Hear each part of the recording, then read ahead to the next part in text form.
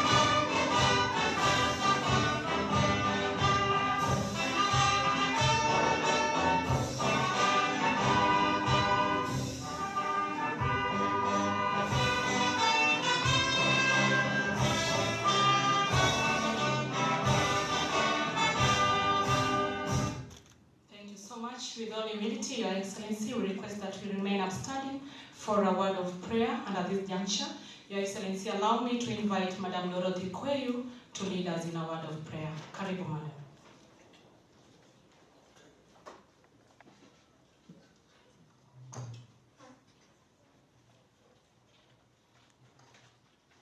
Let us pray. Eternal and ever-living Father, we are here in your presence, thanking you with heartfelt gratitude for your faithfulness unto us. This is a ceremony we have waited for since morning, a ceremony to lift off our annual convention as members of the Kenya Editors Guild, their partners, their sponsors, and members without whom this ceremony would not have been. We want to thank you for our Deputy President, the Honorable Professor Kithure Kindiki, who, in spite of the challenges of his office, has made it to join us even at this late hour. We want to thank you, Lord, that there was so much patience, knowing that definitely our Deputy President will have some words of wisdom to impart upon us as we officially open our annual convention. Lord, the media landscape is delicate. We are living in times where we are confronted with new and upcoming media, which has changed everything that we knew, especially those of us who were in practice more than 40 years ago and are now working together with our grandchildren. The landscape has changed, and we are challenged with new technologies that we have to cope with, because we either swim or sink. We believe that we are going to swim because in the media we never say die. Dear Lord, I want to conclude this prayer because you knew everything that we are praying for as the media fraternity. And we want to thank you once again that you are among us and that you will send your Holy Spirit upon us to guide, the Deputy President as he talks to us and to our members as they conclude the program. We ask this trusting and believing in the name of Jesus Christ our Lord. Amen. Thank you. We may have our seats.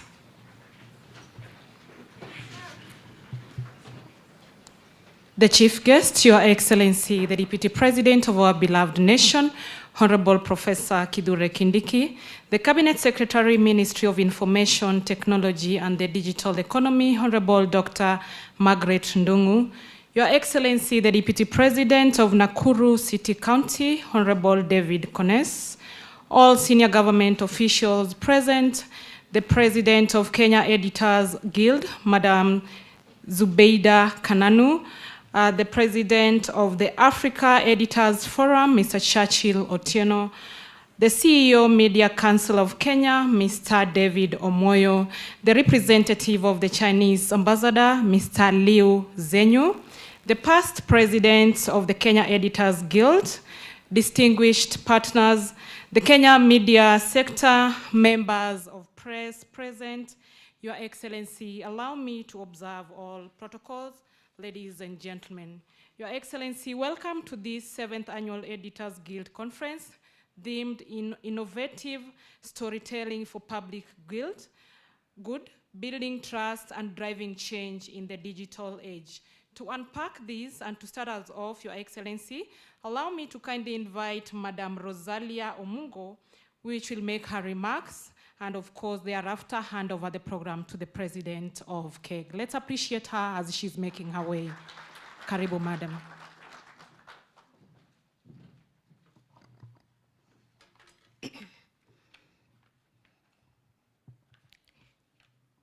The Deputy President of the Republic of Kenya, His Excellency Professor Kithure Kindiki, the Cabinet Secretary, Ministry of Information, Communications, Technology, and the Digital Economy, Dr. Margaret Ndungu, the Principal Secretary, I'll skip that, the President of Kenya Editors Guild, Zubeida Kananu, the representative of the Chinese Ambassador to Kenya, Liu Zenyu, the Chief Executive Officer of Media Council, David Omoyo, the representative of the Director General of Communication Authority, Leo Boruet, the Vice President of Kenya Editors Guild, Ruth Nesoba, members of the Executive Council, members of the Kenya Editors Guild, members of staff, the President of the African Editors Forum, Churchill Otieno,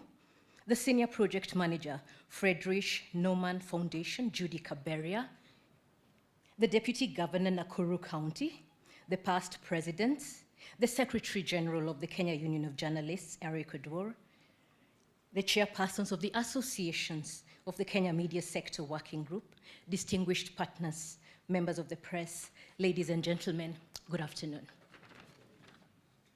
And welcome to the 7th Annual Editors Convention. I will give a short introduction about the work of Kenya Editors Guild and milestones achieved so far. Kenya Editors Guild is the foremost professional association for editors in Kenya and exists to promote professionalism and excellence in journalism.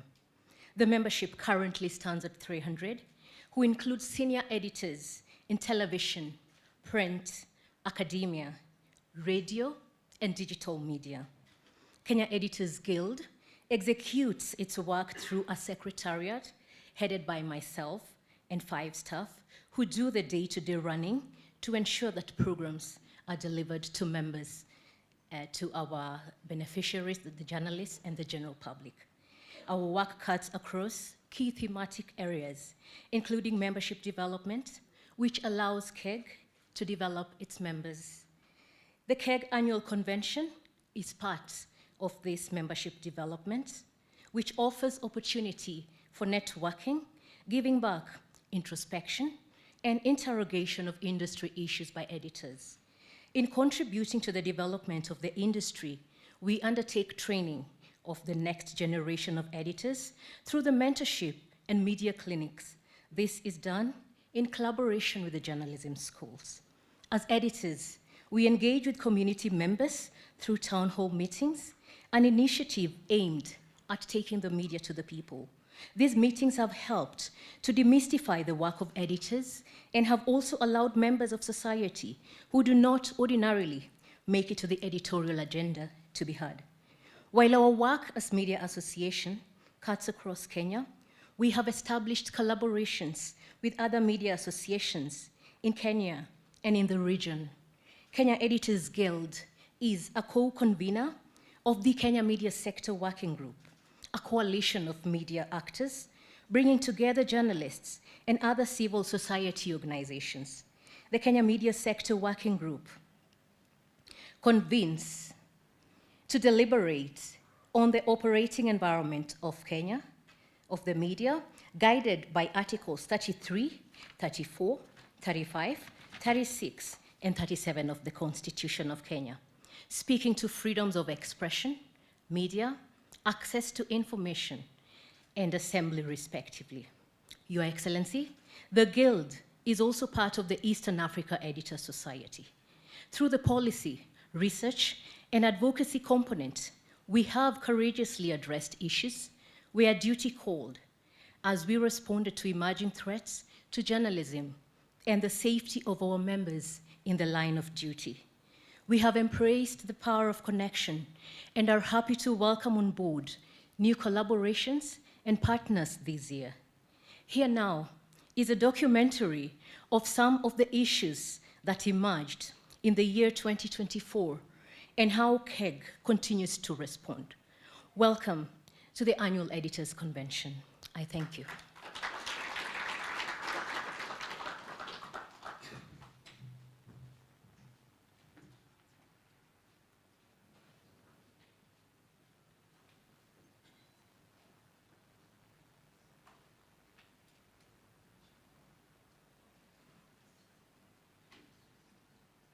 Of the year. Welcome to our seventh.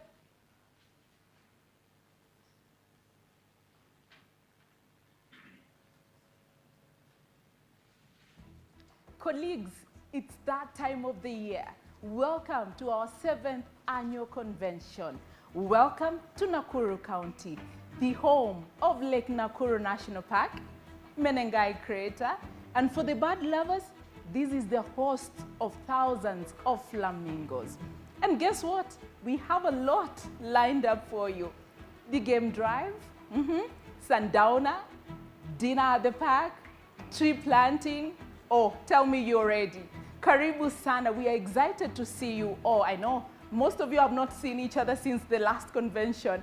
Karibuni sana. Let's network, let's unwind, let's engage and learn from each other. Karibu sana to our convention.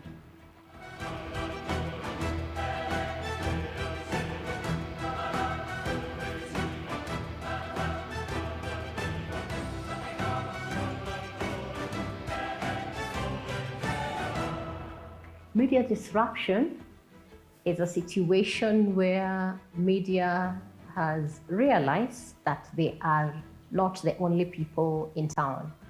The biggest disruption right now is technology. So if you are not aligned with technology, then you are in for a greater shock. That is the natural order of things.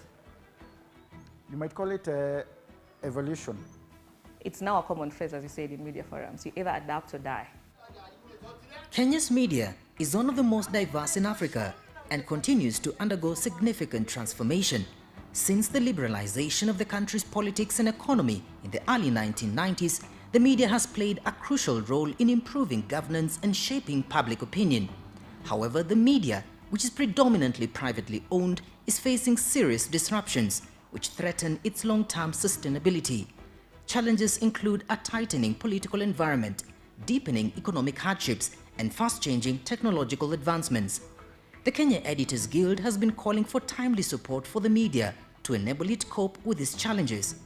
We'll keep pushing for press freedom, You know, that's one of our key mandates as Kenya Editors Guild.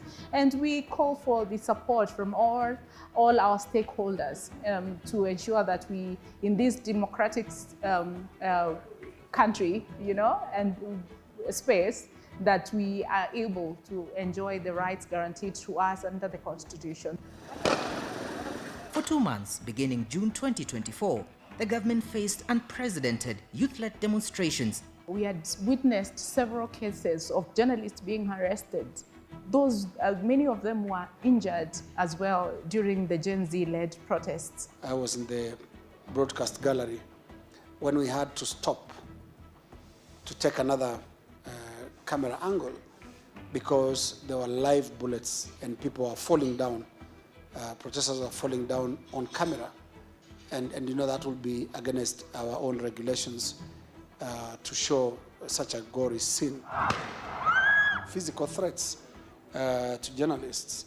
We've seen them being beaten during the Gen Z protests to the extent that a journalist, a female journalist, was actually shot point blank on her legs by policemen who could clearly see that she's a journalist. I had suffered a cut on my arm from the handcuffs. I had been slapped around, I had been punched around the ribs. I had a few bruises. Veteran newspaper journalist and Kenya Editors Guild member Macharia Gaitho endured a harrowing abduction ordeal that unfolded in broad daylight. Some two fellows came out from a car which was behind us, came and yanked open my door and tried to pull me out. And that is when I realized they had handcuffs, they were trying to handcuff me. That is when I realized they were policemen and they were trying to take me wherever they want to take me. They said it was mistaken identity, but I have never bought that. It could not be mistaken identity because I think anybody who is anybody in security circles in Kenya knows me. They have my number, and that is what they were using to track me. Media associations condemned these attacks and rallied their voices, calling on the government to respect and uphold press freedom. The Kenya Media Sector Working Group decried police brutality and called for the enhanced safety, security and respect of journalists. Kila mwanahabari ana haki ya kuangazia habari na kufahamisha mwananchi kile ambacho kinaendelea bila ubaguzi wowote. Why are you blocking media from accessing the press gallery? That is unacceptable. We were very loud and very clear on attacks on journalists. We did issue strong statements condemning attacks on journalists. Immediately we did the protests. We were able to do a meeting with the security officers, that is police, the senior police officers, just to find a way how well can journalists work in an environment that they are feeling safe during such events. That was aimed directly at me. Following the responsibility journalists have and the risks associated with the job, the welfare of journalists should be paramount and taken care of by media houses and government. Welfare of journalists actually is at the core of our mandate, and we've been trying to engage media houses to see how they can address the pay problems in the media. Government advertising spend should not be used for blackmail or to apply pressure on the media. Those are public funds, and like all other public funds, must be used in the most prudent and most cost-effective ways. In pursuit of a solution, Kenya Editors Guild has reached out to Parliament to legislate the formation of a sustainability fund to support and strengthen the media. So the Kenya Media Sector Working Group has been looking at a strategy to bring on board the Kenya Journalism Fund or the Journalism Trust Fund. So that fund is supposed to cushion media during times of difficulties, during times of disruption.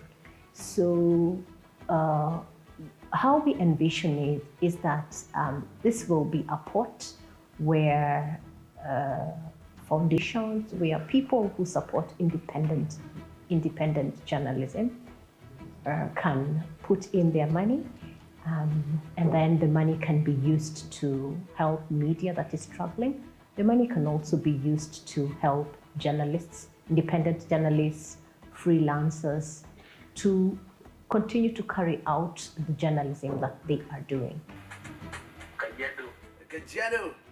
The main reason why the media is facing challenges in revenue generation is because of technological disruption. The media landscape has expanded and the emergence of digital media is eating into the revenue streams of traditional media. We removed the barriers of access, so that we allowed many people to get into the media space as producers, as critical actors. We have not found a way around increasing the funding to the media work, because good journalism costs money and someone must be able to pay for it. The traditional form of advertising is ceding ground to very new ways of advertising. The digital space is coming big as a disruptor, but I don't like looking at it that way. I look at it more like as an enabler, because the digital space has also allowed traditional media to expand its space. So I see digital as an opportunity, much as it has actually disrupted, especially when it comes to revenue. One of the things that we aim to do and continue to do is building media resilience in the era of digital disruptions and media disruptions. And also we aim to continue building capacity for journalists and skilling our journalists, on how to navigate the challenges that we face as media in Kenya. Technological advancement has been and remains the major catalyst in media transformation. Technological advancement has really increased access to media. It has allowed media houses and content producers and journalists to be able to distribute their content through various channels and reach to many people. The consumers on the other end, who haven't been entirely educated about which content is which, they are consuming both, and sometimes they consume more from the unethical content producers or from the unlicensed, untrained content producers than the trained and the verified media houses. So on one side, we have the opportunities of it's cheaper, it's faster, better quality, a wider reach. And then now we have the competition from fakes and then too many people crowding of the market. And I think sometimes even confusing the consumer, because you have too much information. That ability to filter quality and all that is also a challenge on the consumer side. Despite challenging traditional media in news gathering, digital media has also created opportunities for provision of tailor-made content with multiple distribution channels. We disrupted the media industry. No one had heard of digital, like a purely digital platform entity that doesn't have anything traditional. So for Kenyans, if you've not seen anything on TV, if you've not read it on newspaper, if you've not had it on radio, then it's not true. It's enabled us to stay on top because of we tap into all these innovative strategies, how we gather our news, how we consume. We have very few, what I'll put it as boots out there, who are going to look for news and source. We're doing it digitally. We've reduced the amount of money that we use as a newsroom. So the newsroom is very efficient. We have a huge team that works from home and it's managed remotely. So we don't spend a lot of money on, let's say, human resource or the kind of technology that we use. So that has enabled us to reduce the cost. As media undergoes a digital revolution, professional journalists have a responsibility to champion the truth and navigate the digital landscape responsibly to maintain the trust of their audience. It cuts across. If you're a journalist, you have to follow ethics. So it's not about whether you're in a traditional media or whether in a digital media house. You have to follow journalistic rules, how you source for information, how you package this information, what information exactly is it you're sharing out there. The ethical principles of journalism and media work are the same. It's just that getting the people to follow the same ethics across all platforms, so that you do not have a journalist being ethical on a television and unethical on a YouTube channel and all that. Traditional media must strongly embrace innovation to maintain competitiveness in news gathering and dissemination, capture younger audiences, and equip journalists with the necessary skills to boost its reporting on emerging realities like climate change. If a journalist wants to report about how carbon dioxide is being emitted into the atmosphere and ends up doing a search through an AI platform Now, it's upon the journalist to be able to do a search beyond the AI to be able to verify the information and get data that is specific for the area geographically that the journalist wants. Climate change affects diverse sectors of the economy, and journalists need a deeper understanding of the subject to be able to offer in-depth reporting. We need the journalists, the editors, and the entire media fraternity to be aware of the key issues that lead to climate change, and then when they are reporting, what are the standard procedures which are supposed to be used when, for example, the climate change issues are being handled by the different countries and different sectors to be able to reduce the impact on the population. So, in essence, it is technical, it needs knowledge, and therefore we are trying to build the capacity of the editors and the reporters to be able to handle it in a way that the scientists and scientific community of climate change ends up also understanding it. The Kenya Editors Guild has come up with a climate change manual, an idea conceived during the Africa Climate Week in Nairobi in 2023 to look into the science of climate change. This was done to help journalists better understand the science of climate change and improve their dissemination of information on the same to the masses through their everyday reporting. The manual looks at the science of climate change because it's important for journalists to understand the science of climate change in order to report it better to the masses. Basically, all sectors affected by climate change are covered, and also the science behind key processes. So that was one of the achievements that Kenya Editors Guild did for this year. And we hope that going forward, the manual can be even more simplified into some sort of a handbook. The end goal for this is to have it incorporated within the development programs in the journalism schools. Climate change is one of the key topics lined up at this year's convention as editors and media professionals aim for more constructive, solution-oriented reporting on climate change. Why are we doing this? Is because as journalists, we would like to help our editors and also reporters and practitioners in the industry to be able to tell climate change in a way that is relatable to the audience that is listening to us. We will also have an opportunity to listen to the minister from Information and Communication Ministry as a host ministry for media or for the state. We'd like to hear about some of the concerns that we have raised, the current media laws or proposals that are there that may look at eating away some of the freedoms that we have as the industry. It's a cocktail of different things that we'll be doing, but mostly just unwinding and networking and engaging each other. Sometimes we're so busy, it's a long year, we've faced many challenges, so this is the opportunity that we get to just sit back and relax and enjoy.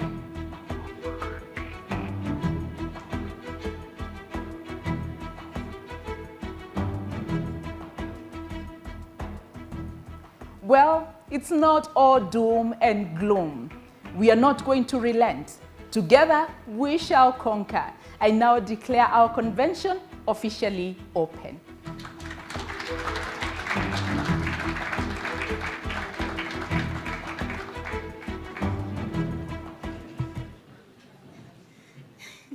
Good afternoon. How are you? Great to see you. It feels so weird to see myself there and then I come and stand here. The Deputy President of the Republic of Kenya, Professor Kithure Kindiki. Now you have a feel of what we go through as media, the challenges and the role we're playing in solution journalism. Thank you so much for being here this afternoon. Thank you for your time. The Cabinet Secretary, Ministry of Information, Communications, Technology, and the Digital Economy, Dr. Margaret Ndung'u. Umeona hiyo maneno? The Principal Secretary, who was supposed to be here this afternoon, the Deputy Governor, Nakuru County, Honorable David Kones. Thank you so much for being here, DG, representing Susan Kihika, the governor of Nakuru County, the representative of Zhong Jingpiang, High Commissioner of the People's Republic of China, Liu Zhengyu. Thank you so much for being here this afternoon. We also have the representative of Neil Wigan, British High Commissioner, Madam Georgina Woodhouse-Hills, who is here with Jacques Delacroix. Did I pronounce it well? Thank you so much for being here this afternoon. The Chief Executive Officer of Media Council of Kenya, David Omoyo, the representative of, the Vice President, of Kenya Editors Guild, Ruth Nesoba, and members of the Executive Council of Kenya Editors Guild. Where are you? EC, please stand. Let's see you. Thank you so much for making this convention a success. Thank you so much. The President of Africa Editors Forum, Churchill Otieno. Oh yes, Oga. And then we have Secretary General of Kenya Union of Journalists, Eric Oduor. Oh, also on that side, thank you so much. Senior Project Manager, Frederick Norman Foundation, Judy Kaberia. Thank you so much for being here this afternoon. Lydia Gashungi, Regional Advisor, Freedom of Expression and Safety of Journalists, UNESCO. Lydia, thank you so much for being here. Esteemed partners, distinguished members of Kenya Editors Guild and the Secretariat, ladies and gentlemen, and the media, thank you so much for covering us. You know, we are told media, journalism is a very lonely profession. Nobody tells our story. It had to take our initiative to tell our own story. So before I read my speech, kindly allow me to invite Churchill Otieno, the president of the Africa Editors Forum, to just say a word because of time. Churchill, please.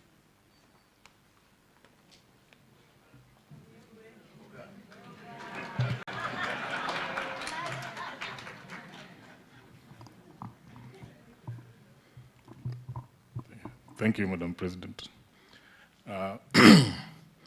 Your Excellency, Professor Kithure Kindiki, the Deputy President of the Republic of Kenya, Dr. Margaret Ndungu, CS Information Communication and Digital Economy, the Deputy Governor, Nakuru County, and our host, distinguished ladies and gentlemen, colleagues led by my brother David Omoyo from the Media Council of Kenya. I know there's also some significant editors in the room. Allow me to pinpoint a few of them.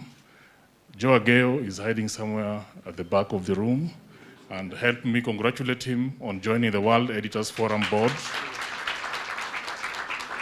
And we have a veteran editor, Macharia Gaido, also hiding somewhere in the room. A well-known noisemaker and disruptor. And we do also have a veteran editor in the name of Eric Obino, whom we lost to politics, but he's still one of us. I bring greetings from Africa and a message from media stakeholders in Africa. And the African media fraternity is looking up to Kenya as they chase just one vision, which is how might Africa tell its own story. A number of policy proposals are coming from the Africa Editors Forum, and I'd like to leave you with only 3 of them. The first one is the whole question of how might we pay for journalism. And one idea that has come up that I think we must give significant attention as Kenya is the idea of journalism funds as a way of replacing the revenues that we are losing to shrinking advertising. And the proposal is that there are a number of ways in which we can create a basket that ensures that our society benefits from critical public interest journalism. And one of them is in making sure that a portion of monies that we recover from corruption is invested in investigative journalism. Just 2 months ago, the Ethics and Anti-Corruption Commission did hand over to President Ruto a check of 5.5 billion Kenya shillings recovered from graft. If a portion of that money was invested in our journalism, a few more of our newsrooms would be able to deliver more accurately for our people. The second critical policy recommendation is in the whole question of capital flight through advertising in the big tech space, be it social media, be it AI technologies. And the question is, as these big tech companies take advantage of journalistic product and journalistic content to make revenues, how do we make sure that our laws gives them a chance to also contribute in sustaining our journalism? So the whole question of fair pricing and the whole question of competition laws to make sure that those who benefit from journalism also participate in making sure that they pay for that journalism is important. The last one is on the question of safety, a big issue in Africa. As we speak, there are journalists in jail in many African countries. The journalists who paid that limit price in many African countries. Kenya is being looked at as an example where such things don't happen.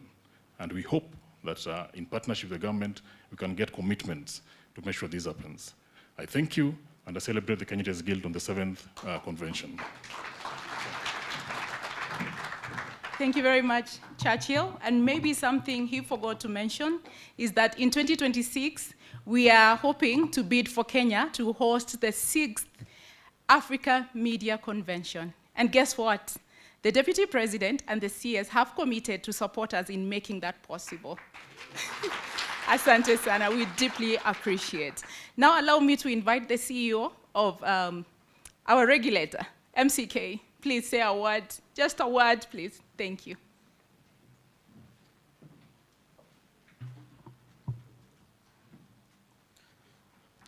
Thank you, Madam President, Your Excellency, Professor Kithure Kindiki, our Deputy President, Dr. Margaret Nyambura, our CS, the Deputy Governor, the President here, and other leadership, senior leaders, Hamjambo. It's a pleasure to be here, Your Excellency. You will be surprised that this is a strange convention. Long before you came, we were complete, even with our own president. And when you arrived, the protocol is upside down that we have a deputy president who is senior than our president. Your Excellency, allow me to only stress one point on journalist safety and how we Kenyans relate to each other when we have serious conflicts. Many times when we have national issues, the Kenyans working in the media houses and the Kenyans working in government cannot agree. They fight on the streets. Sometimes they wake up from the same bed. One Kenyan goes to a police station to do his work. Another Kenyan goes to a media house to do his work. And they fight on the streets all day, and they go home the same day. I hope that as a country that has matured democratically, we can find a way to engage and disagree in principle without fighting each other. Your Excellency, I know you were in the Interior Ministry. We have our CS here and all the editors here. I hope that you will guide us. We have a proposal or two on your desk already about regular interactions between the media and government, respecting each other's space, but really agreeing that even when we disagree, there is a more decent way to do. That way then we stop being in the global media for all the wrong reasons, while the rest of Africa and the whole world is looking up to us. Thank you very much, and I wish you all the best. Thank you very much, Omoyo. And to deliver the speech of the High Commissioner of the People's Republic of China, please allow me to invite Liu Zhenyu.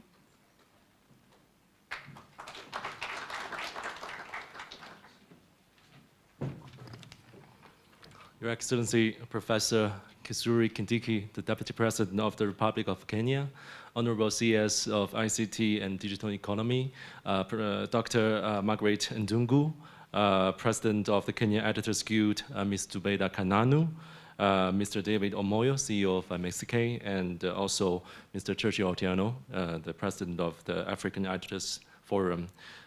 Members of the Kenya Editors Guild, distinguished guests, ladies and gentlemen, good afternoon. It is a great honor to attend the 7th annual convention of the Kenya Editors Guild and speak with the voices shaping the Kenya's media landscape. On behalf of the Chinese Embassy and also His Excellency Ambassador Dr. Zhou Pingjian, I'd like to extend our warmest congratulations on the successful holding of this event and also the deep respect to the hardworking editors for your dedication to the media profession. Ambassador also asked me to convey his message of regret for not being able to join everyone today due to other obligations. Media is a cornerstone of modern society and also a force that shapes perceptions and narratives. The Kenya Editors Guild, as a key institution in the media sector, has made significant contributions to upholding the professional ethics and building understanding across borders. Your efforts not only provide the Kenyan people with objective, fair, and diverse information, but also create an essential platform for Africa to engage with the world. China and Kenya enjoy a long-standing friendship, rooted in mutual respect and shared aspirations. In recent years, our cooperation across various fields have deepened, yielding fruitful results, from infrastructure development to agricultural progress, from educational and cultural exchanges to technological innovation. The achievements of China-Kenya collaboration are evident and have benefited many Kenyan people and Chinese people.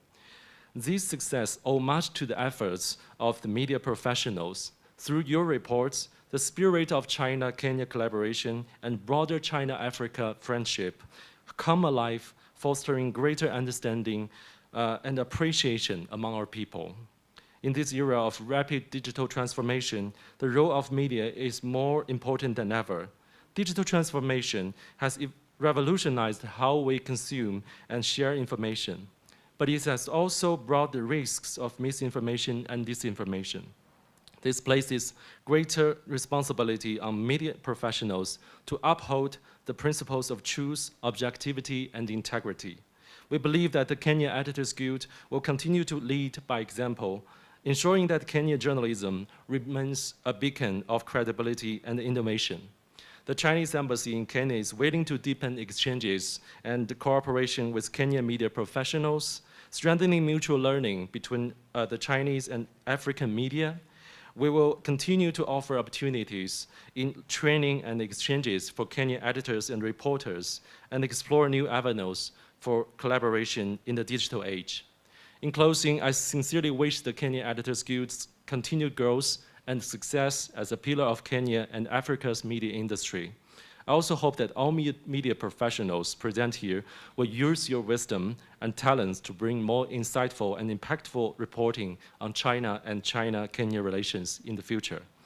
Let's continue to strengthen the bridge of understanding, tell stories of hope and achievement, and inspire future generations with the possibilities of what we can achieve together. I wish you all good health and great success in your work. Asanteni sana. Thank you very much. And now, Honorable Deputy President of the Republic of Kenya, Madam CS, DG, ladies and gentlemen, it is my distinct honor to welcome you to the 7th Annual Editors Convention, a gathering that brings together the top leadership in the media industry to reflect, strategize, and recommit to the noble mission of journalism. Today, we are privileged to have Honorable Deputy President of the Republic of Kenya with us. Your presence, sir, underscores the shared role of the government and the media in meeting the goals of societal development, safeguarding of democracy, and serving the public good.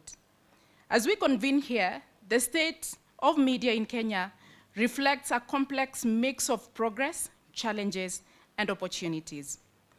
The Kenyan media continues to stand firm as a pillar of democracy, celebrated for its resilience and vibrancy. Our journalists uncover stories that matter, giving a voice to the voiceless and holding power to account. Innovations in digital platforms have expanded our reach, enabling us to connect with diverse audiences locally and globally. This adaptability reaffirms our place as a dynamic force in the modern information landscape. Yet, we cannot ignore the storm clouds that are hovering over our industry today. Journalists in Kenya have constantly faced serious threats, both online and offline. The year 2024 saw increased harassment, trolling, and cyberbullying targeting media professionals, with female journalists bearing the biggest brunt of this abuse. The Gen Z protest earlier this year served as a stark reminder of the risks journalists take to serve the public. Many of our colleagues were shot, injured, harassed, and humiliated by the police.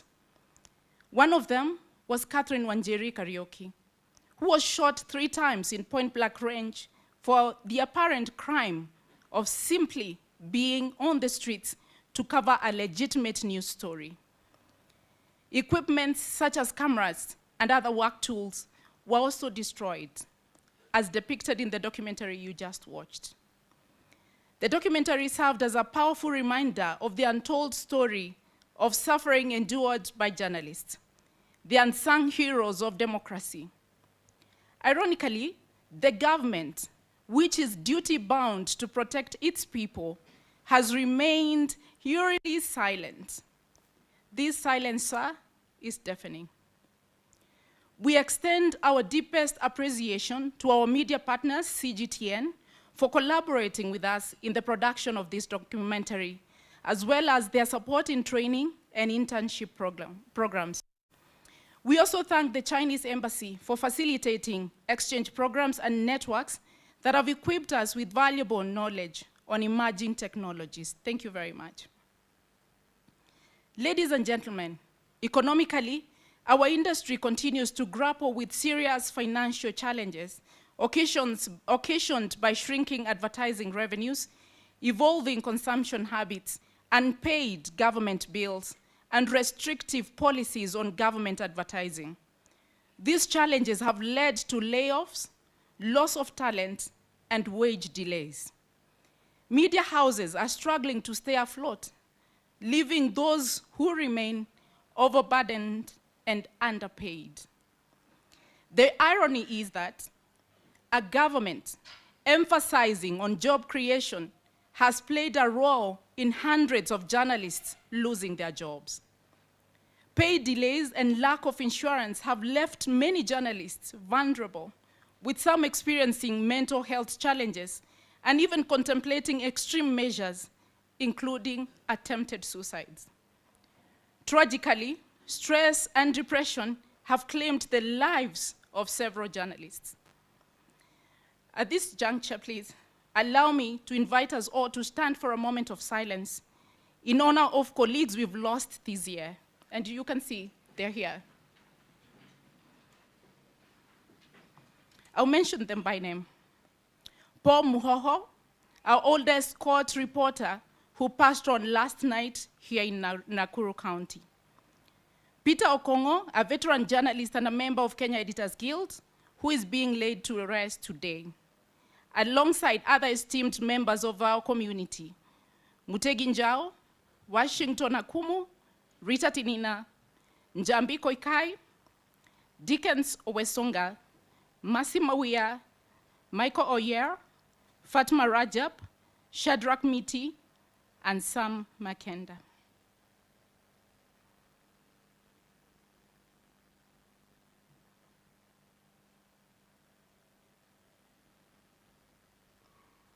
We honor them and celebrate them for their dedication to journalism, even in the face of personal and professional struggles.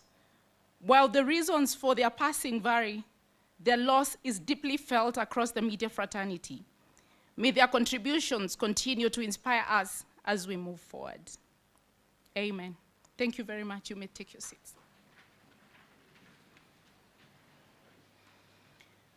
Honorable Deputy President, ladies and gentlemen, institutional challenges compound these challenges, or shortcomings compound these challenges.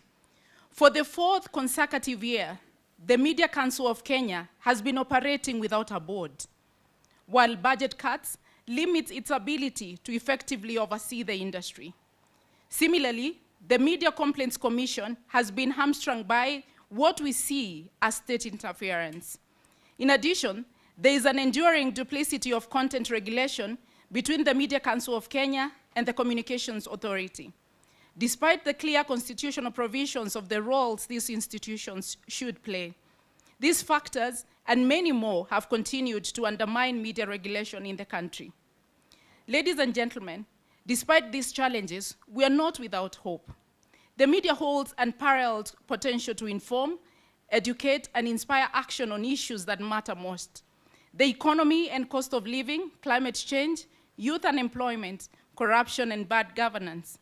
By embracing technology, investing in fact-checking capabilities, and strengthening capacity-building initiatives, we can restore media credibility and trust and elevate our profession to even greater heights.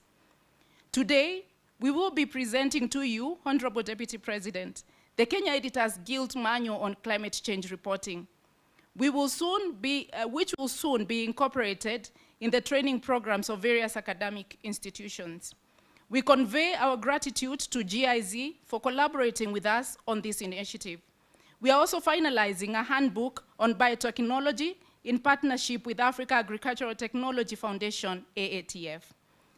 In light of these challenges and opportunities, we wish to make the following call. Honorable Deputy President, the government has a critical role to play in enabling a thriving media environment. We urge your administration to ensure justice and safety for journalists. This includes holding accountable those who have attacked or harassed journalists, whether during the protest, online, or in the normal course of their duties. In this regard, we urge the government to recommit itself to the protection of media workers as they perform their constitutionally mandated duties. 2, withdraw restrictive advertising directives. We urge the government to take steps to reverse the recent directives by the Ministry of ICT on centralized government advertising, which unfairly disadvantages certain media houses. Such a move would foster a level playing field to ensure all media outlets have equitable access to advertising revenue. 3, support media sustainability. We strongly urge the government to implement the recommendations of the ICT and Digital Economy Sector Working Group, including the establishment of a Media Sustainability and Innovation Fund. 4, establish a National Media Center. We call on the government to collaborate with the media industry to create a vibrant training and innovation hub. This will play a key role in increasing the capacity of the industry in general, as well as bridging the current communication gap between the government and the media. 5, provide tax relief. Offer tax holidays or similar financial incentives to media houses that are currently facing financial challenges. This will be a strong affirmation of the government's belief in the role of media in the sustenance of democracy and national development. 6, strengthen regulatory bodies, expedite the appointment of a board of the Media Council of Kenya, and empower the Media Complaints Commission to operate at its full capacity. This includes an end-to-end regulatory overlaps between the Communications Authority and the Media Council of Kenya. In particular, it is worth noting that Communications Authority has regularly dabbed in media content regulation, despite several affirmations by the courts that this mandate vests in MCK. The government should move with speed to resolve this duplicity to avoid any further confusion. Finally, the government should actively fund and strengthen the Kenya Broadcasting Corporation, KBC, to enable it to effectively play its role as a public broadcaster. The government of Kenya should borrow a leaf from what is happening in other developed countries, such as China. As media practitioners, we must also move with speed to address our internal challenges. We must invest in training programs that bridge the gap between academic competence and professional practice, particularly in the context of emerging technologies. 2, strengthen in-house leadership to foster innovation, build trust with audiences, and drive the industry forward. Uphold ethical standards and professionalism to maintain credibility, and stand firm against the external pressures that compromise media freedom, ensuring we serve society without fear or favor. In conclusion, ladies and gentlemen, the theme of this year's convention reminds us of the immense power of storytelling to drive societal transformation. By embracing innovation and upholding the highest standards of professionalism, we as the media can rebuild public trust and reaffirm our role as the watchdog of democracy. The time for action is now. Let us have open, honest, and forward-thinking conversations about the future of our profession. I extend my deepest gratitude to all our partners and supporters, as well as the KEG Council, Secretariat, the Planning Committee, and everyone who took part in organizing this event, and for our distinguished guests for gracing it. Let us remain steadfast in our commitment to truth, courage, and integrity. The Kenyan media story is far from over, and together we can ensure it remains a story of resilience, innovation, and impact for many generations to come. Honorable Deputy President, I hope you brought your safari boots because I know time still allows, and your binoculars because we want to go to the park to interact with the animals there. So thank you so much, ladies and gentlemen, for being here this afternoon and according me your time. Allow me now to invite the Deputy Governor of Nakuru County to welcome us officially to Nakuru County. Tumkaribishe kwa makofi tafadhali.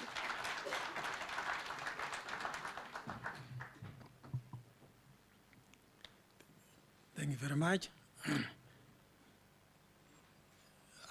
Your Excellency, the Deputy President of the Republic of Kenya, Professor Kithure Kindiki, our CS, Dr. Margaret Nyambura, ladies and gentlemen, allow me to write on the protocols already established.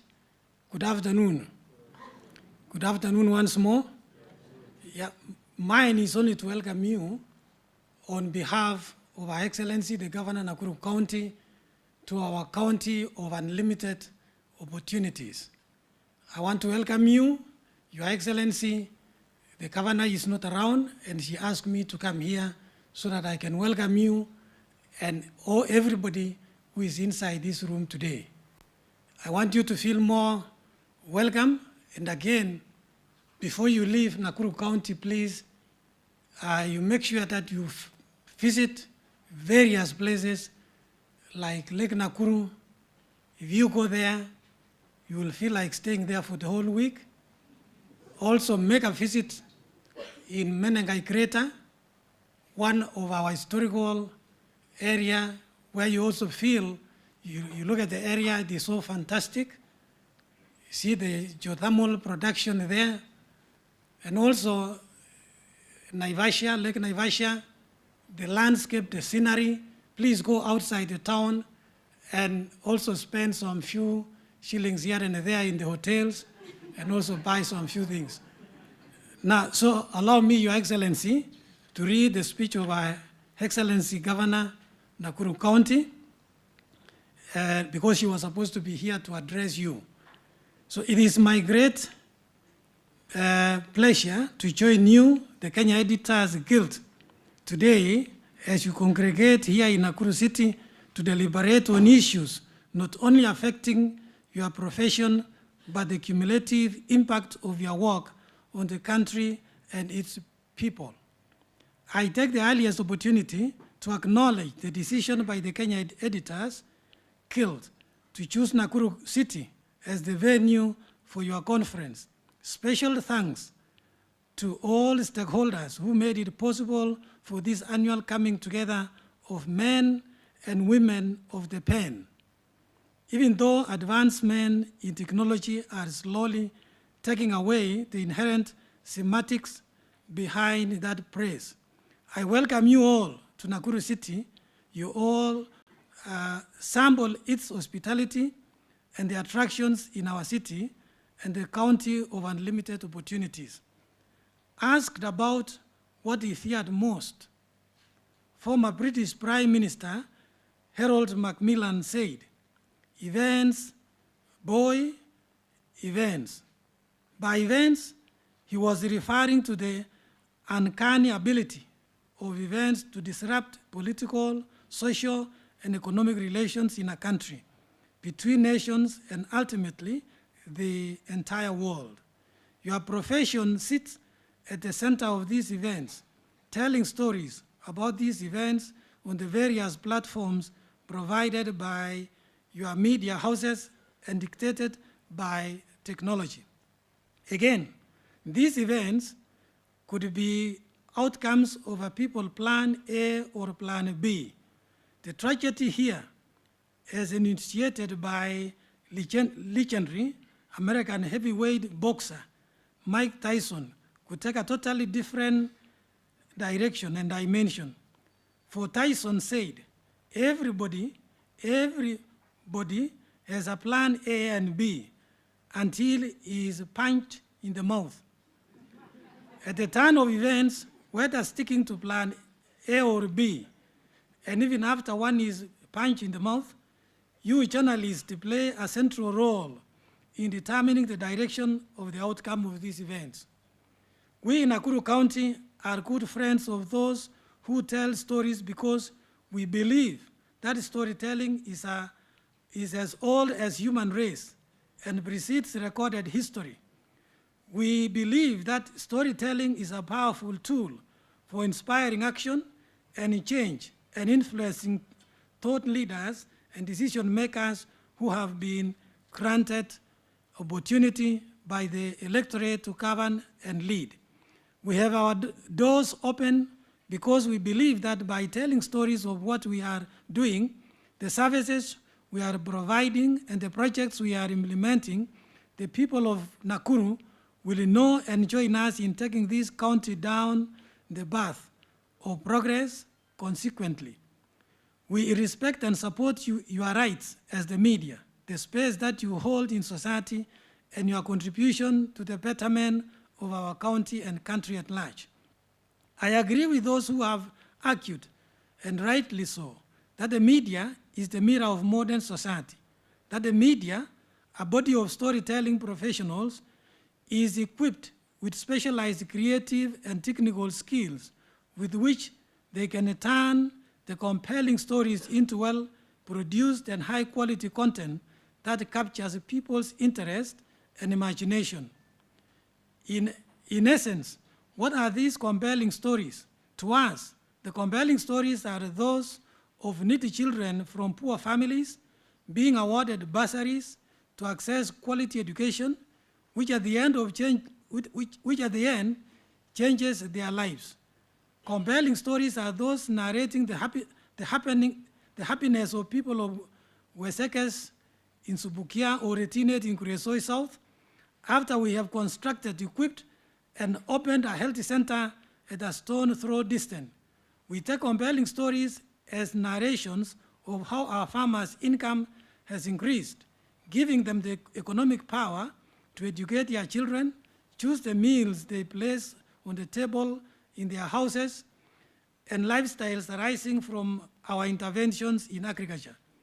Equally, we define as compelling stories tales about the kilometers of road we have constructed and traveled, the number of people in settlements we have assisted to get title deeds, the happiness of our market women when we constructed ultra-modern markets for them, the gratification of our youth when we create jobs for them by attracting investors to Nakuru County and through ICT hubs, the appreciation of our aging generation when we construct homes and offer them care, the triumph of new technologies and services in our level 4 and level 5 hospitals, and the smiling faces of our children at ECTE centers, enjoying a whole meal under the UCI program.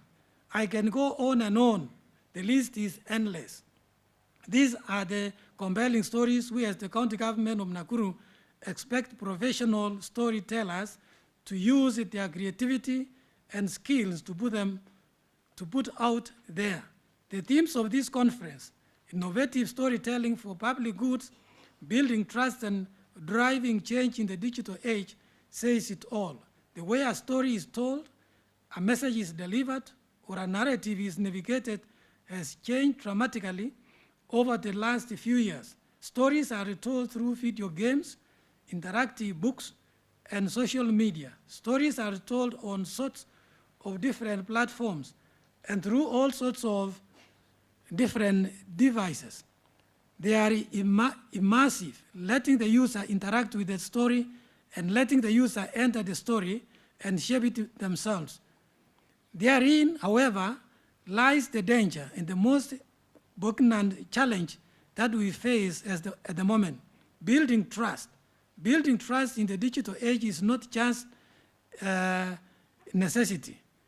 How do you build trust in this digital age?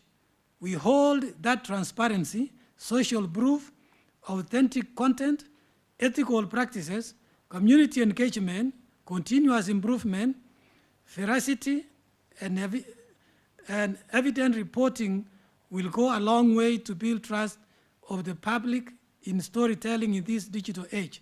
The society is wiser, and with technology, many are distortions of reality that are being fed to the public. And it's time for the storytellers to stand up and be counted by building trust, not only with the governments, but with the people they write for. In conclusion, technology has had a profound impact on storytelling. It has revitalized the accessibility, distribution, and engagement of stories. I expect that this conference will come up with the outcomes that will immensely contribute towards storytelling for the public good. Thank you, Her Excellency Susan Kihika, EGH, Governor, Nakuru County. Thank you very much, DG.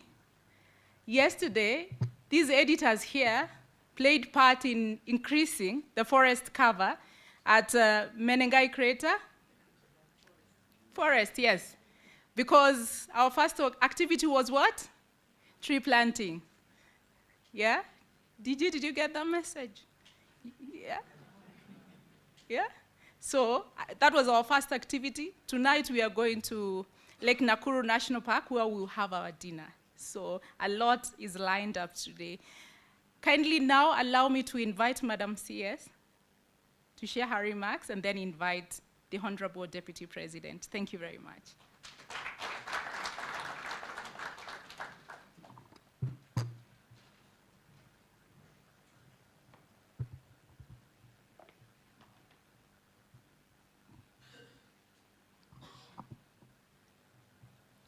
The Deputy President of the Republic of Kenya, His Excellency Professor Kithure Kindiki, the Governor, Nakuru County, represented by the Deputy Governor, the Chief Executive Officer, Media Council of Kenya, the President of the African Editors Forum, the President of Kenya Editors Guild, the Chief Executive Officer, Kenya Editors Guild, the representative of the Government of China and UK, the Executive Committee, other invited guests, editors, journalists, distinguished delegates. Good afternoon. It's a real honor to be here. I know I have been a cabinet secretary, this is my 4th year, but you have not had a chance to interact. Oh, 4th month, oh my goodness.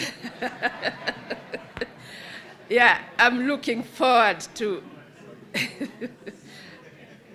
I'm looking forward to interacting with you on the 13th of December.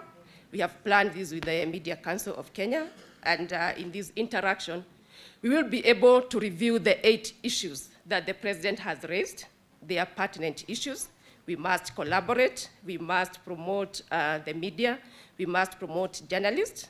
Myself, I did information science, and most of the editors from that field, so basically understand the field very well. And I really look forward to collaborating with you. In the interest of time, dear personalities, our role as a government to ensure that we create that enable in this digital era, collaboration is the only way that will help us create the regulatory framework that will ensure that we are all thriving in this digital space. We must ensure that our young children, they are reading and accessing the right content. And again, we must do this if we are responsible, we are ethical, we are ensuring that we use these technologies, artificial intelligence is very critical. But use of it can lead to different outcomes. We would want the positive outcome to promote socio-economic development. And with that, I would want to take now these opportunities to ask you to be upstanding and welcome the Deputy President to give his speech. Thank you.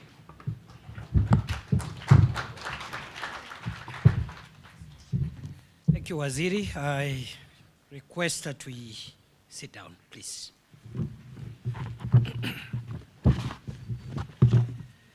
Good evening.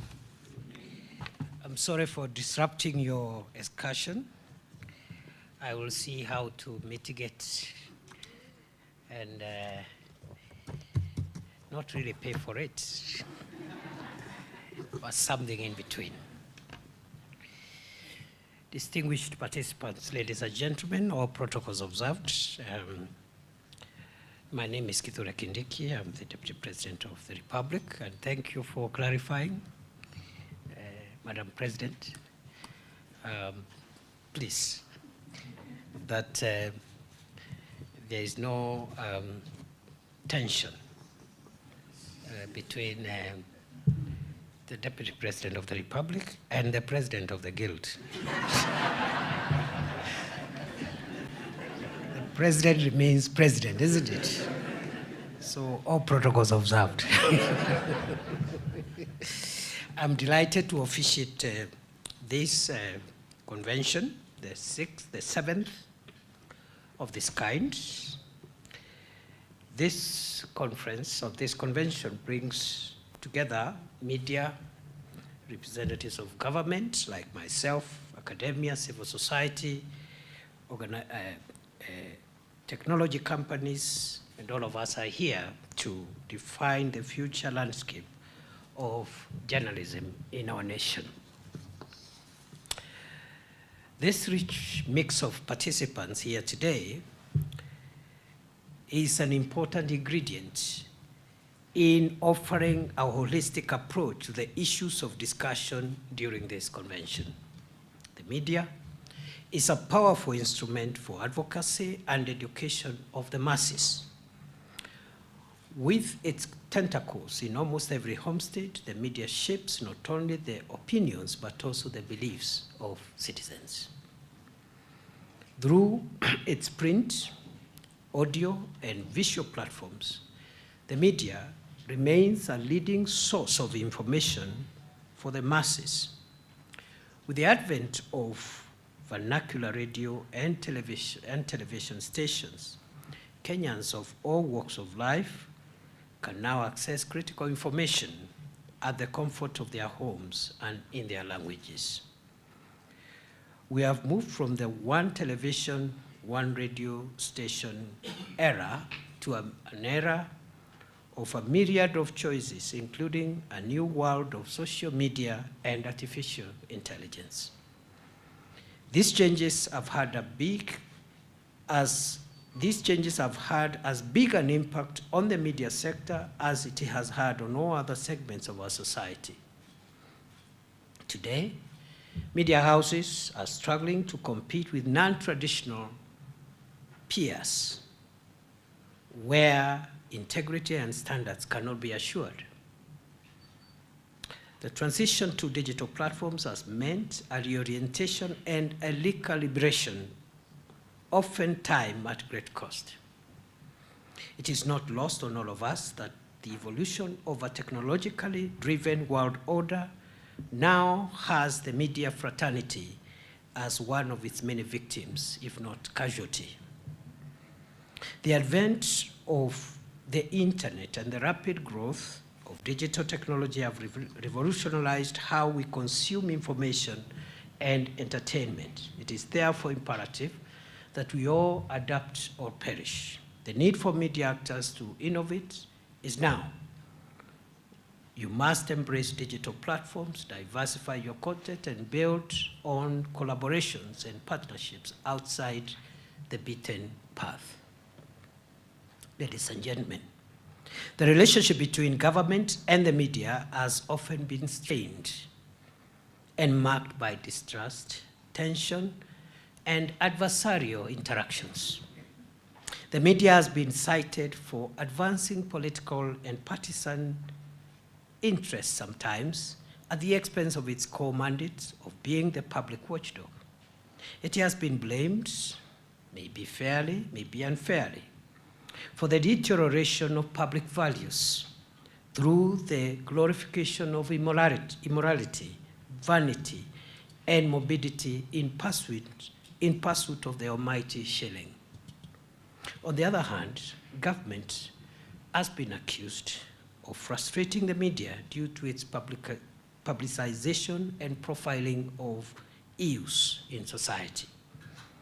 Government has been accused of seeking to control coverage through coercion and intimidation. Government has been accused of failing to protect media freedom and the personal safety of journalists. We must bridge this divide and build a working partnership grounded on accountability and responsibility. Both the media and government are charged with great responsibility, great power, great influence.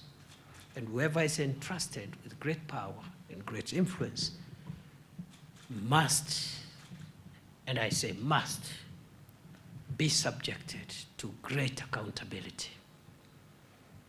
To whom much is given, much is required.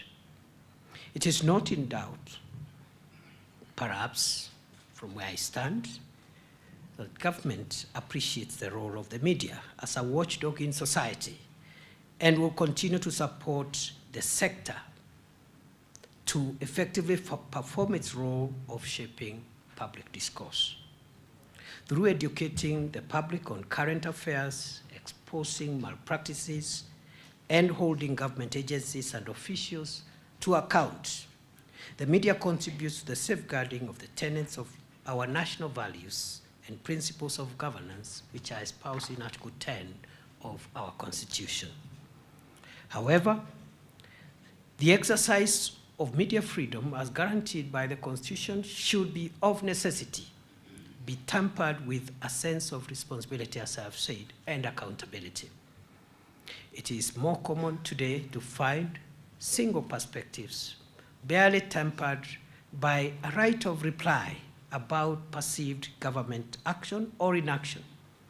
Indeed, it is not uncommon to see small insert apologies, often a few days after a sensational story has been published, seeking to apologize and clarify positions, and only after a victim has called the media out for its misreporting, by which time the credibility of the victim is in shambles. Journalists must uphold a high level of professionalism that is founded on professional standards. I am aware that the Kenya Editors Guild, as the professional association for editors in Kenya, is dedicated to promoting media professionalism and credibility. I call on you to do more. The profession is expected to candidly critique and point out areas where the government can do better.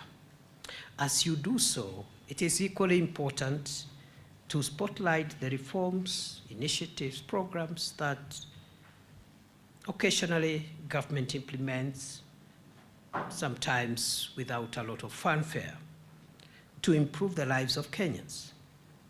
In other words, paint a comprehensive picture for the people of Kenya, both the good and what you think could be done better. Government does not ask to be favored. We do not request to be favored. No, we ask and indeed expect impartiality in your reporting, where you present all the facts and cover all sides of a story. Fair reporting, in a sense, should mean not reporting what cannot be verified. Reporting must not be aimed at tarnishing people or institutions' reputations. Just a few reflections. We have been asking ourselves, for example, those of us who are privileged to serve in government at this time, Could, for example, the new healthcare system, the Taifa Care, could it provide a silver lining, if not for any other reason, in its ability to perform data analytics for the first time so that we can identify and plan for the most common diseases affecting Kenyans today?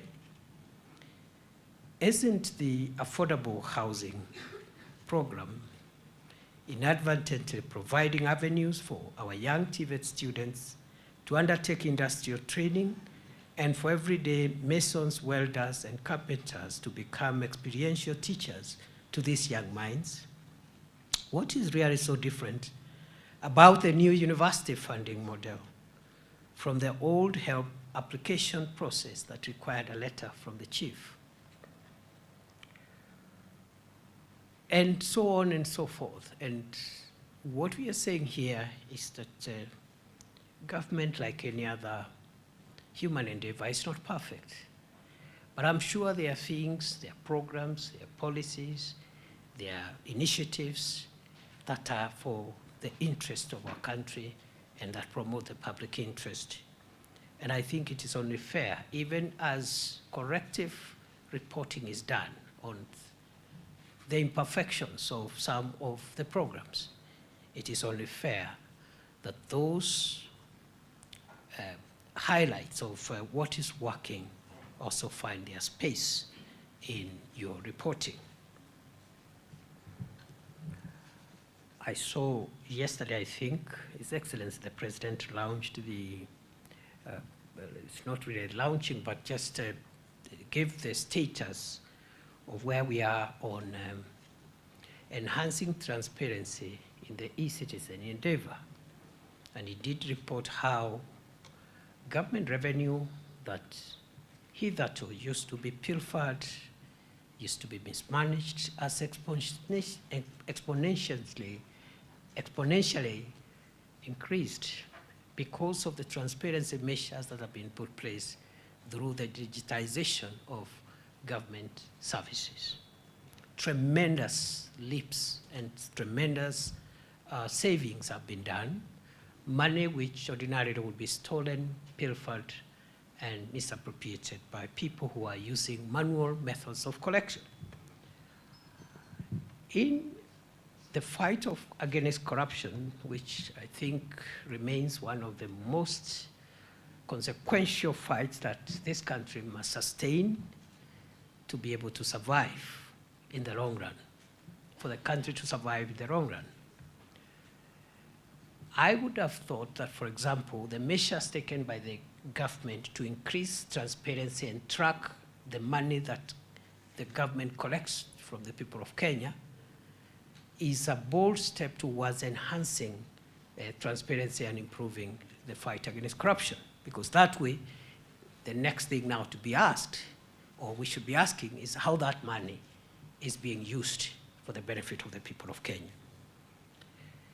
Therefore, I call upon media to ensure factual reporting built on credibility and concrete conceptualization of issues. We should be devoid of biases and interests that often trigger sensational communication. It is time we upscale to fact-based, accountable, and honest reporting. I urge the fraternity to upscale its efforts in the prevention and fight against corruption, as you've said yourselves, not only within government, but also within private sector and all sectors, including your own sector. This corruption is a national cancer. It permeates very many sectors, and that fight, I think we should all gang up together in solidarity and save our country from the cancer of corrupt practices. And therefore, we need to stand in different places to see the issues properly. And I therefore urge you to embrace a multifaceted lens in reporting so that you are the victim, the perpetrator, you are the arbitrator, and you are the spectator before you make a conclusion.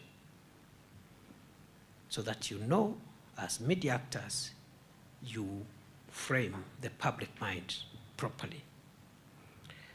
I invite the Editors Guild to remain available and to receive support of any kind from government in the things that we do, the regulatory framework, in the things we do, in the policy framework. Because as I've said, like any human endeavor, government as a human enterprise and as a human endeavor is not perfect because it keeps on improving and learning all the time. So I want to encourage you to avail yourselves for consultations, collaborations, and constructive criticisms. And I like what the speakers who spoke here earlier on, the President, the CEO, and of the Media Council, and the President of the Forum. There are so many presidents around. So, of the African Forum, Oga, we hope we can collaborate and see how we learn from each other, improve on what is available, and make sure that we build our country. I like what has been said about, one, we don't need to agree. It's not even in the interest of the country that all of us agree. We need alternative voices. We need a plurality of opinion and voices. What we must guard against is disagreeing in a manner that jeopardizes our broad national interest. We should not, for example, disagree violently and use violence on each other. Therefore, Madam President, I know you, it's fine, you don't have to stand. I know it is, I know that clip you showed here was deliberately prepared.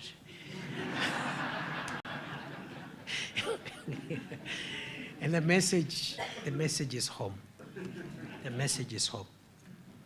And I better say no more because other than the current role, you know, I am the immediate security minister of the country. So some of the things you're saying, I'm familiar with them. You are familiar with them. Maybe because we were in different positions and roles, I could have a perspective that you may not have. But I also admit there are perspectives from your side that we could not have as government. So the thin balance, therefore, of how we articulate our differences of opinion and different positions in the transaction of our national life, whether politics, business, professions, we must make sure that in those transactions we don't hurt our national interests, especially the existential, foundational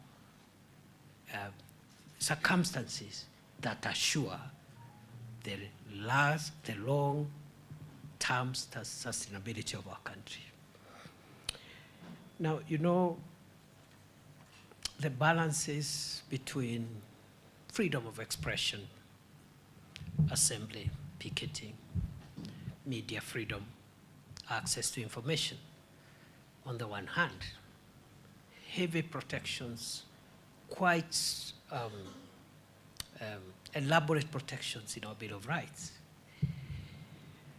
How do we balance that with public safety and make sure that the constitutional order is not overturned by extreme expression of democratic ideals? And those balances are in the Constitution. We don't have to go very far. We'll find them there.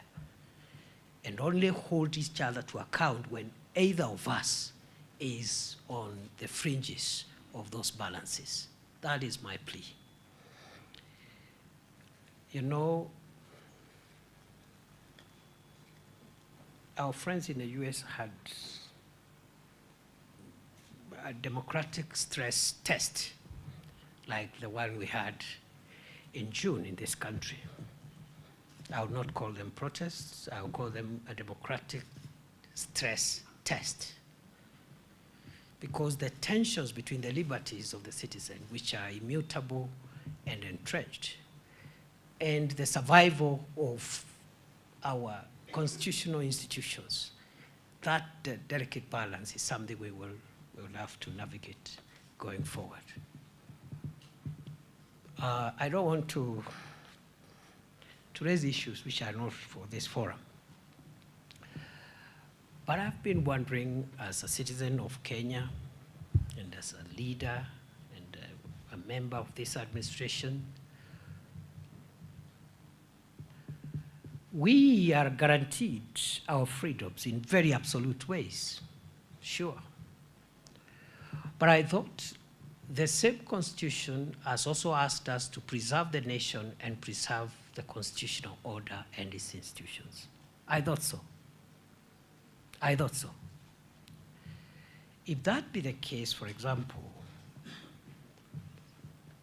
if, for example, through popular consensus, and I'm saying this is hypothetical, it did not happen, but if by popular consensus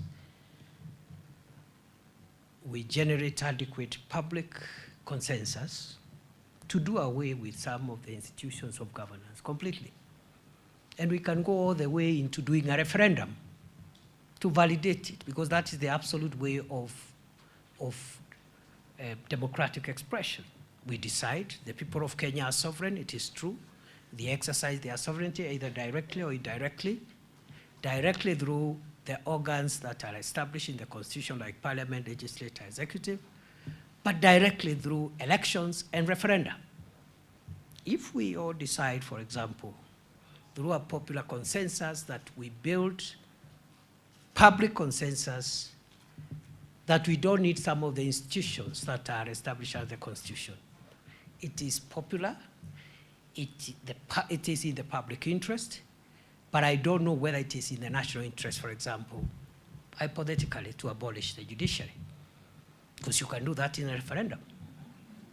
You can do that in the referendum. The people have decided we just need 2 arms of government, for example. We don't need an arm of government that deals with disputes between citizens and among each other, or between citizens and those who are responsible for running government institutions. So it's food for thought. And I know, I believe, and I really hope I'll be invited again, because these are things I would want us to spend a bit of time informally discussing. Informally. It costs nothing to exchange views. And you don't have to take my views. I also don't have to take all your views. Yeah? But because this is a formal process, I will leave it there and say the following things that are relevant as I close to this forum and the issues that have been raised, including the clip that was showed carefully and strategically. First, my sister here, our cabinet secretary for ICT, is one of your own.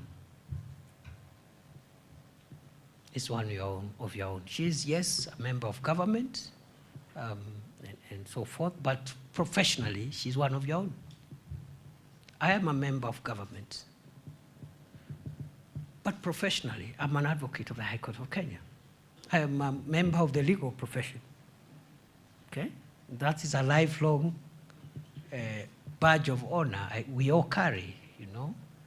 So I see no reason why we should not have avenues for talking to each other. I see no reason. I just gave Margaret as an example. She's a professional from your own circles. In the office, all the offices, including the office of the president, the office of the deputy president, some of you people are there. I'm seeing one seated in front of me who works in my office. Francis is known to many of you here. So I don't see why, for example, even outside the formal avenues, why some things should bother us so much, because the minister, for example, being one of you, is somebody you can reach using your professional channels and maybe bring to her attention some of the things that she could have either forgotten or perhaps not appropriately balanced with other things as she runs that ministry. Therefore, we agree with you fully on the strengthening of KBC as a public broadcaster. We equally agree with you fully and unequivocally on the need for us as a country governed by the rule of law and a constitutional order. We should respect court orders and what the courts have said about the relationship between the Media Council of Kenya and the Communications Authority. There should be no doubt or debate because we are a country run by the rule of law. There could be interpretational issues and so forth, but that is a discussion we can have. But I think there is nothing to negotiate around that space. On the safety of journalists, we agree. For the reasons which I have said in my formal remarks, we agree that the safety of journalists is critical. We believe in the freedom of the media. We endeavor to protect it. Our Constitution has guaranteed these freedoms. And you expect it in a society, occasionally there will be infractions. The problem is when we do not address those infractions as we are required. And therefore, I want to commit for the journalist who was hurt here in this city, that is quite unfortunate. And normally when an event like that happens, there are two ways of dealing with it. One is through the internal police, internal affairs police unit, but also more objectively through the IPOA, the Independent Police Oversight Authority. Now we've had a leadership transition in the last 3 months. We have a new IPOA coming on board, I think any time from now. They'll be sworn in. Parliament has approved the names. So, and the other one had, I think, given an exit report. So these things happened at a time when there was a leadership transition. So I will be following up on where we are, and I want to undertake, Madam President and the rest of the colleagues here, that we are going to follow up to ensure justice is done and establish who did this and bring that person to account. Because as I said, the balances are clear.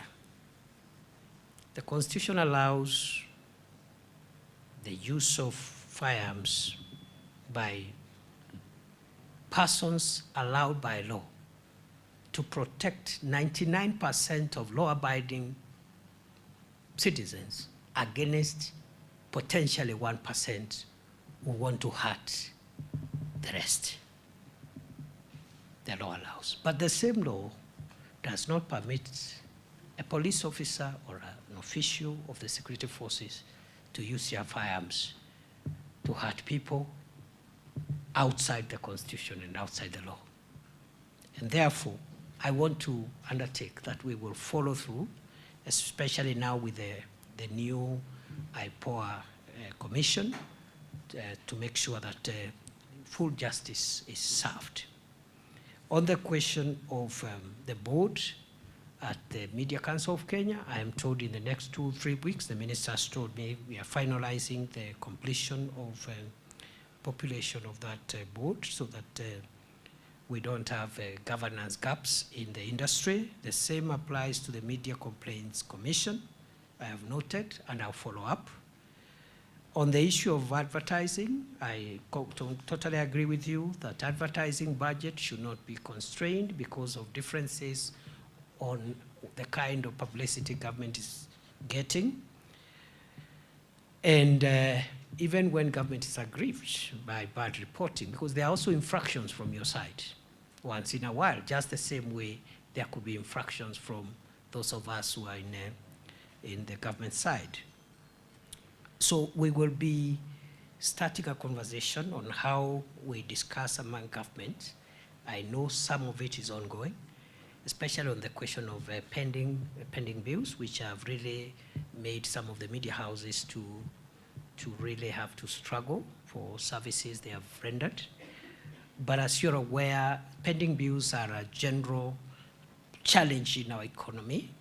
But on this one, I followed up before I came here, and I can commit that we are doing all we can to clear in its entirety the portfolio of the pending bills in the media industry, to make sure that government doesn't paralyze the operations of media outlets. There is also the issue of advertising and other things, and then restrictive advertising, and also the need for a media center and tax reliefs. We have captured that. So I would propose that both using the formal and informal channels, we can be able to, I've already given you already, in my office, Francis works for Government of Kenya and he's with me all the time. So if we wait for the normal government procedures for matters that are urgent to be brought to my office, it may take time. But if you reach out to Francis, there's nothing wrong with that. We have this, inform the Deputy President, we have this issue. It's a faster way.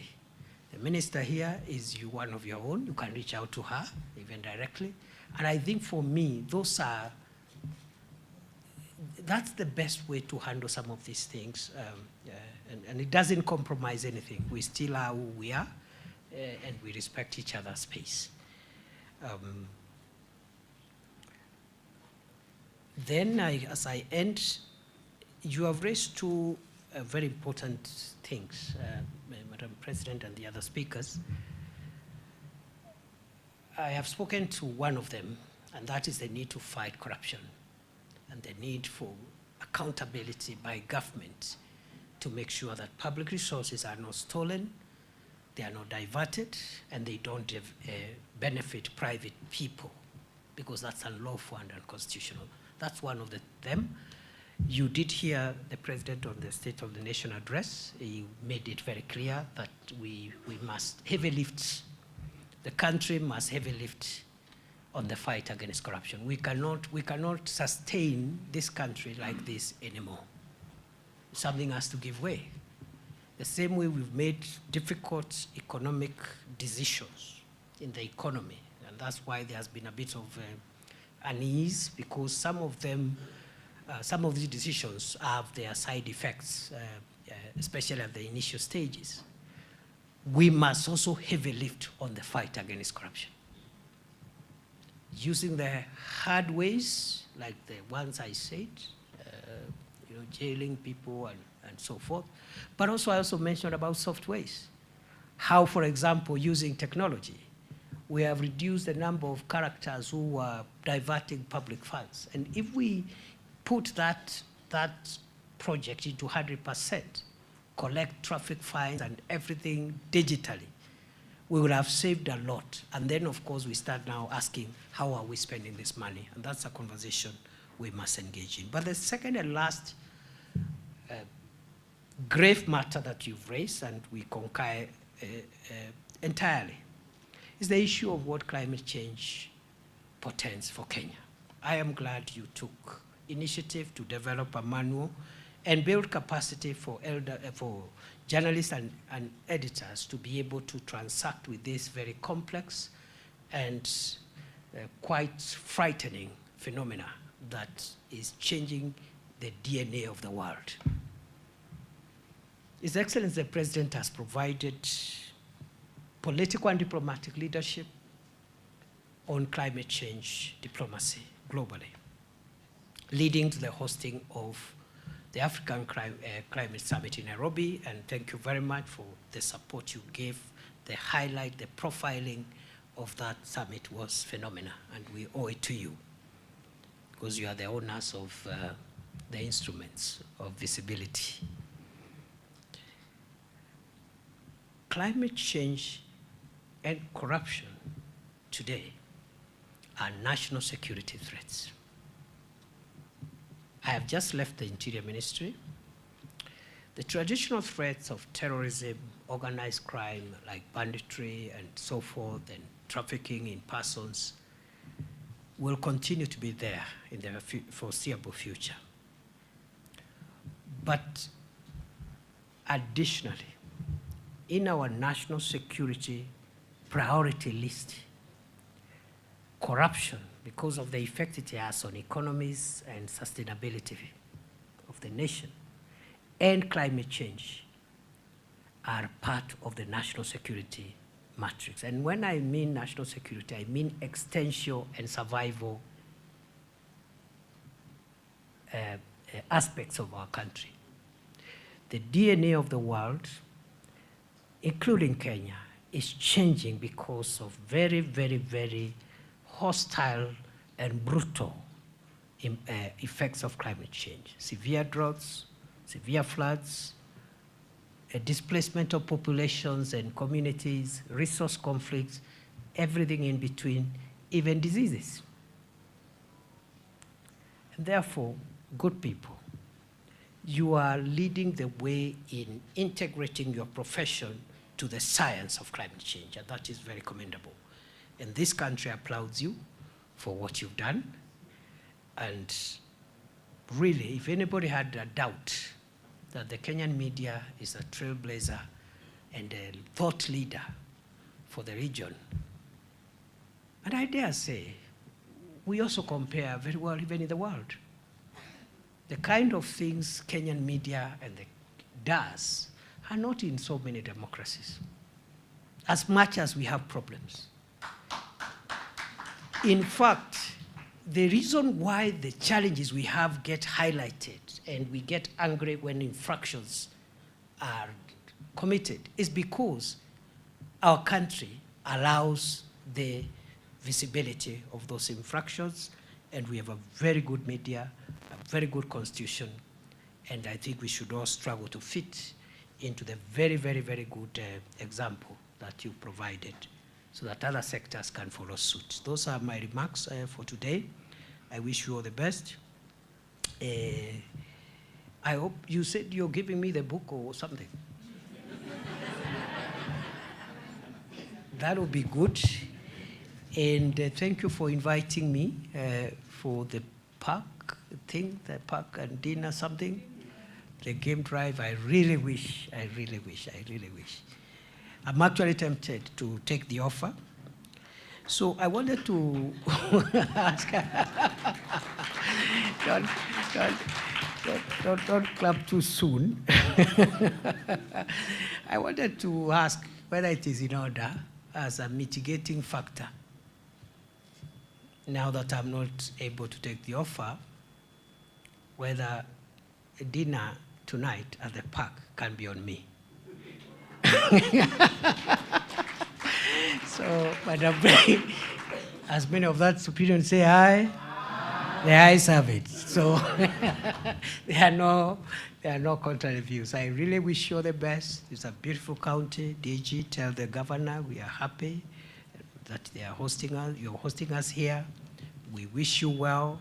Our guests and friends of Kenya, the Chinese government representative, the British government representative, the partners who have supported our media to grow in leaps and bounds, asanteni sana. Na mimi tunaomba tu tujaribu tu kuelewana kama Wakenya, mahali matatizo yako tuyatatue. Ofisi ya Rais, ofisi zote za serikali ziko wazi, na you're free to contact us, even directly, on what you think we need to do. So we need to look, Margaret, we need to agree with this team. You need to agree with these colleagues on what they want. I heard them say there are things that they have challenges with in our proposals. Don't allow those proposals to go very far without having a sit down and canvassing some of these issues. We might as well find out that the issues are valid, and I suspect they are, and we should not be able to push through something that will hurt our colleagues in the media industry. So take it up, but I'm also taking up the other issues on the pending bills, on the board, and we'll work with you to make sure that when these friends invite us next year, they will not put us on the spot. Mungu awabariki, asanteni sana. Thank you, Your Excellency. We kindly request you to remain on the podium as I invite the President, KEG, to present the book to you.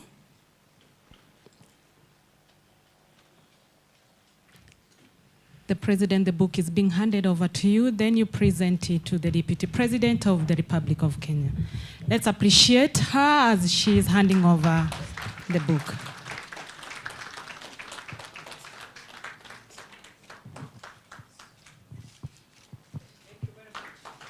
Your Excellency, we still ask you to remain on the podium kindly as the President, joined by the Vice President, are going to gift you. They have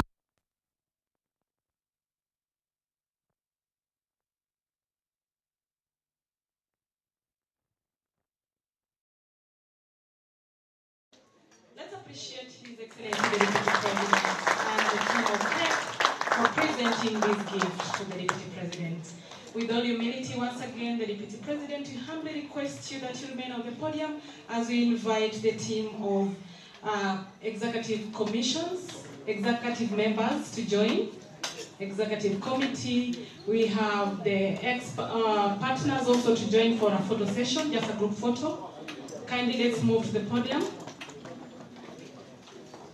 Partners as well. We have the representative of China and UK. Kindly also join so that we have one group photo.